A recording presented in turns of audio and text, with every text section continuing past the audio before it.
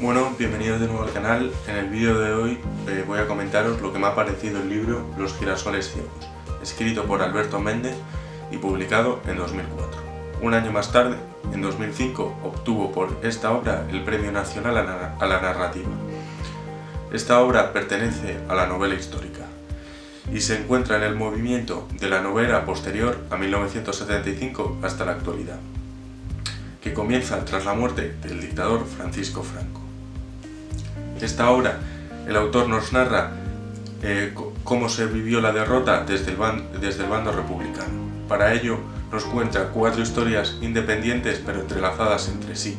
Podemos observar que algunos de los personajes de la primera historia aparecen en la tercera, así como Elena, la mujer del personaje principal de la segunda historia, aparece también en la cuarta. La primera historia se titula Primera derrota 1939, o si el corazón pensara, dejaría de latir.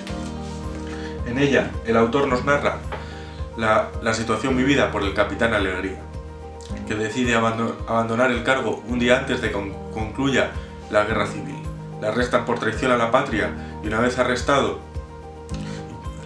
pasa unos días en el calabozo y posteriormente le condenan a muerte. Le llevan al paredón y le disparan, pero él no muere. Consigue sobrevivir y salir de la cuneta.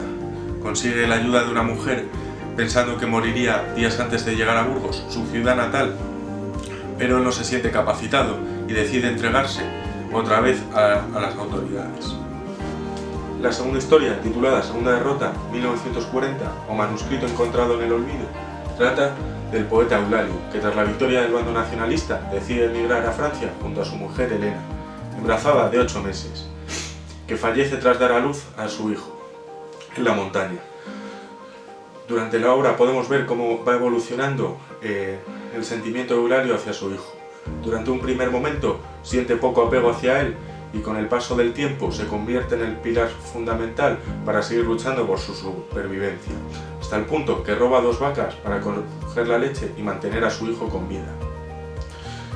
Se puede observar que se trata de un diario al estar numerado por páginas y narrado en primera persona. El diario fue encontrado junto al cadáver de un hombre y un hijo en la montaña en 1940. La tercera historia es titulada Tercera derrota 1941 o el idioma de los muertos.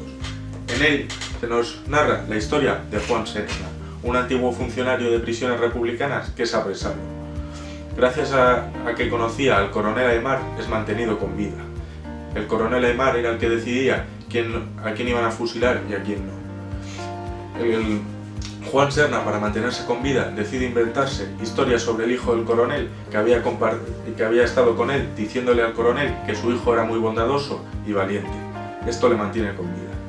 Durante su etapa en prisión coincide con Eugenio, que se lleva muy bien con él y hablan de diversos temas durante su estancia en prisión. También coincide con el personaje de la primera historia, el coronel Alegría, que su presencia resulta definitiva a la hora del desenlace de esta historia. El coronel Alegría le roba un arma a un funcionario para poderse fusilar. Días más tarde, Eugenio es mandado fusilar. Todo esto hace que su vida resulte inútil y decida contarle toda la verdad a Aymar. Esto conlleva a que a él también le fusile. La cuarta historia se titula Cuarta derrota 1942 o Los girasoles ciegos, obra que da nombre al conjunto de estas 4 obras y para mi gusto es la más impactante. En ella se nos narra la historia de Ricardo, un republicano que se ve obligado a refugiarse en su propia casa para no ser asesinado. A él le ayudan su mujer Elena y su hijo Lorenzo. Para ello diseñan un plan para que nadie pueda detectar que él está viviendo en la casa. Salvador, otra persona, decide acosar a Elena y llega un día que consigue irrumpir en la casa.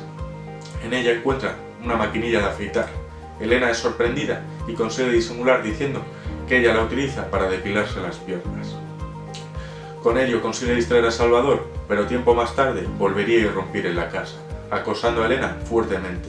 Todo esto hizo que Ricardo saliera en su defensa y fuera descubierto. Todo ello hizo que Ricardo se suicidara. Otro punto muy impactante de esta historia es el punto que la otra hija del matrimonio era Helena, que había huido con el otro personaje, Eulalio, el otro personaje principal de la segunda historia, que también tuvo un final trágico. De esta obra querría destacar una frase que se encuentra en la segunda derrota, 1940, un manuscrito encontrado en el olvido. Pertenece a la página 17 y trata sobre la reflexión que hace el autor acerca de su vida y la de su hijo. He pensado mucho en ello, pero no quiero darles la última satisfacción de la victoria. En esta frase podemos observar cómo el autor baraja la posibilidad de volver al poblado, pero entonces baraja dos opciones: si muere, que le está aceptando la derrota y dándoles la victoria, y él no quiere aceptar eso. Por otro lado, está la posibilidad de que sobreviva, y él no se siente con la capacidad de contarle a su hijo por todo lo que pasó. Esta obra me ha encantado, me ha hecho reflexionar sobre cómo era la vida de todos aquellos republicanos que tras la derrota en la guerra civil sufrieron las consecuencias y se vieron obligados a darse al exilio o fueron perseguidos en su propio país.